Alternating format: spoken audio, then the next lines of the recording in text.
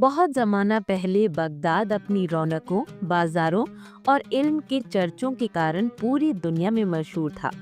وہاں ایک بزرگ رہتے تھے جنہیں سب حکیم عبد الرحمن کے نام سے جانتے تھے۔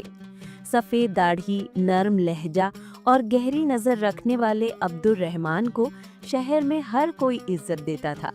لوگ اپنے جھگڑے، مسئلے اور دکھ درد لے کر انہی کے پاس آتے اور وہ ہمیشہ ان کے لیے انصاف اور تسلی کا راستہ نکال دیتے۔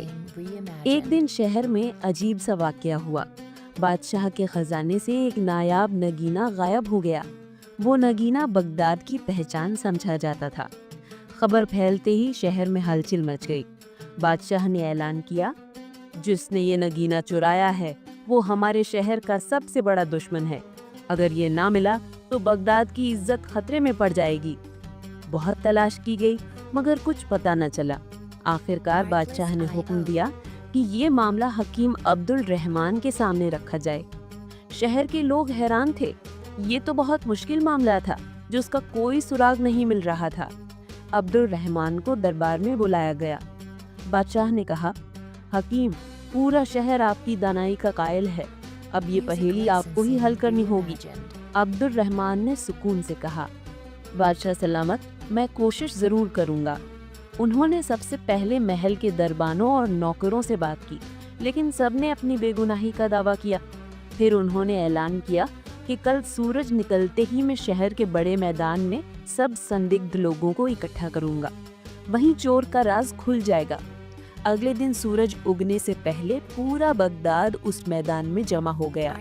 عبد الرحمن نے سب سندگدھ لوگوں کو ایک قطار میں کھڑا کر دیا اور کہا، ہر ایک کو میں ایک چھڑی دوں گا۔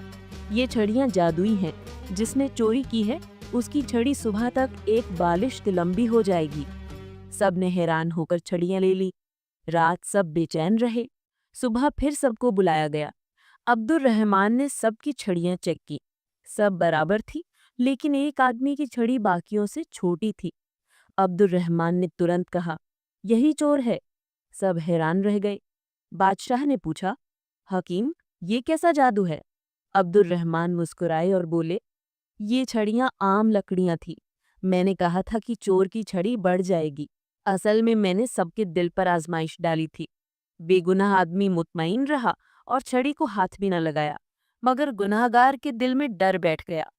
اسے لگا کہ سچ مچ چھڑی بڑھ جائے گی، اس لیے اس نے اسے تھوڑا کاٹ دیا تاکہ پکڑا نہ جائے، اور یوں وہ خود ہی بے نقاب ہو گیا۔ بادشاہ حیران ہوا اور بولا، حکیم، آپ کی دانائی نے بغداد کی عزت بچا لی۔ شہر بھر میں عبد الرحمن کی عزت اور بڑھ گئی۔ لوگ کہنے لگے، اصلی عزت دولت یا طاقت سے نہیں، سچائی اور عقل سے ملتی ہے۔